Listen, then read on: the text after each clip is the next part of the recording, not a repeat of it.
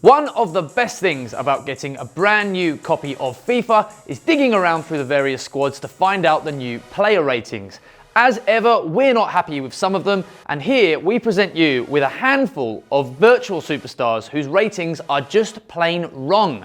Let's do this. First up is Thiago Silva with a player rating of 88. I think he's overrated.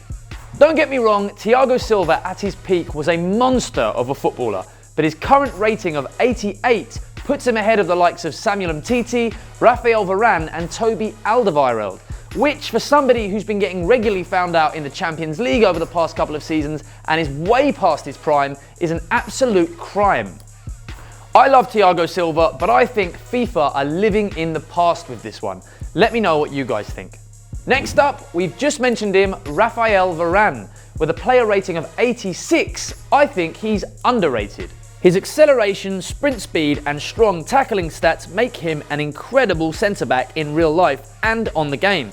And to put him behind Umtiti and 5 points behind centre-back partner Sergio Ramos seems a bit stingy to me.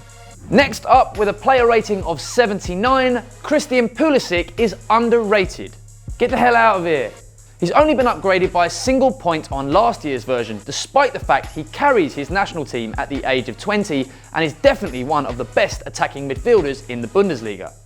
Granted, his potential takes him higher in career mode, but to start so low seems a little unfair for a player who was wanted by Real Madrid and Manchester United for a reported £60 million during the summer. Pulisek's rating of 79 ranks him lower than wingers such as West Ham's Andrei Yarmolenko and Sporting Lisbon's Nani. I know who I'd rather have in my team. Next up, don't hate me Manchester United fans, Alexis Sanchez with a player rating of 89. He's overrated. Okay, everybody calm down. I'm not saying Sanchez is a bad player. I'm just saying he's been off the boil for a little while and his rating seems a little high to me.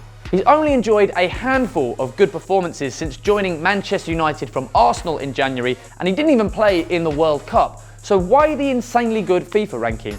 I don't know. His current rating makes him the joint 7th best player in the world.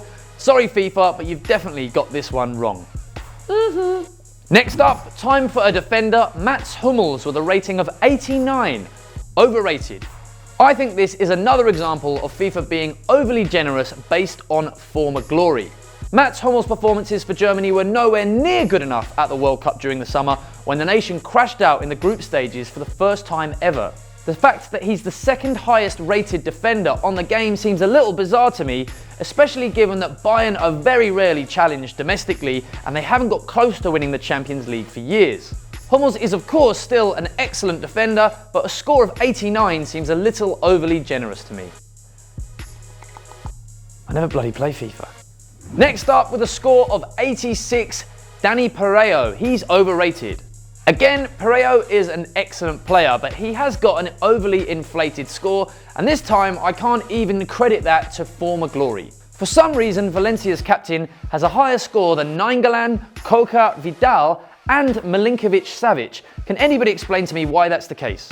Last but by no means least, with a score of 87, Kylian Mbappe is underrated. Yes, he's young, yes, FIFA are backing him to eventually reach a score of 95, but I don't understand why Kylian Mbappe has such a low score at the start of the game.